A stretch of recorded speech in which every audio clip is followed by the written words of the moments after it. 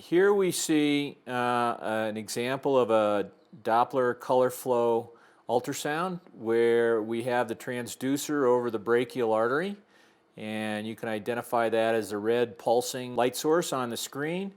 And then, Chris, if you would give a squeeze, we see a blue signal that indicates the venous blood returning to the heart. This is a standard situation, a good healthy one.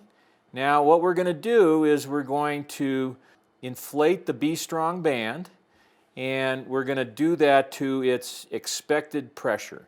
And with this kind of situation, it's very common to go to a pressure of 200.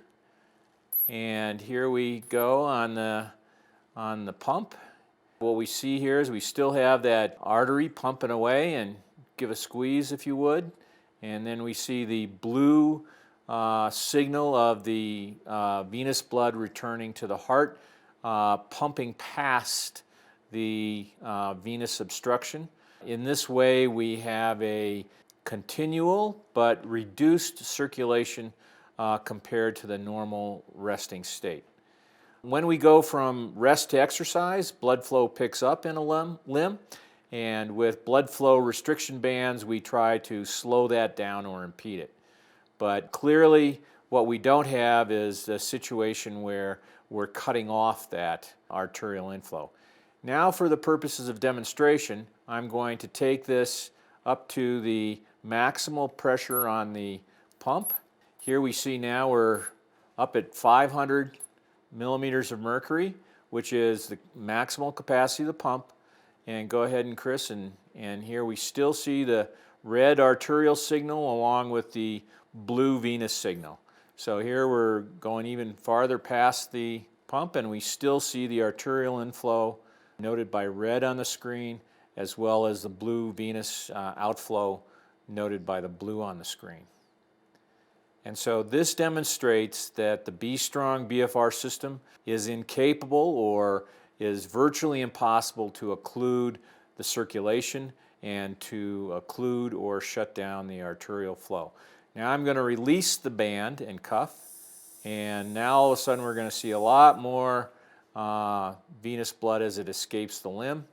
And here we are back to 0 on the meter with still good vigorous arterial and venous flow. Here we see the resting situation where he has good arterial inflow. He has a blood pressure cuff on, which is a wide, rigid, non-elastic system. And go ahead and squeeze, Chris. And so there you see the venous blood going back. And now relax. And now I'm going to put just 150 millimeters of pressure in the, and here we're at 150, and now there's no signal in the artery. So we have occluded the arterial inflow as well as found this limb occlusion pressure at a very low pressure of 150. And now if I go even higher, all I'm doing is causing some discomfort for Chris. And go ahead and try a contraction. So there's a little bit of blood moving around with the contraction, but there's no pulse, there's no arterial inflow, and there's no venous outflow. And now if I take the pressure off, now all of a sudden we're back to normal, where we have both the arterial inflow and the venous outflow.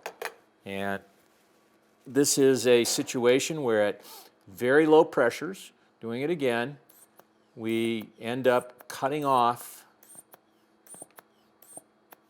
blood flow into and out of the extremity. So this is the pressure that I went to with the Bstrong band, and there is no flow with the blood pressure cuff. This is an unsafe and uncomfortable situation.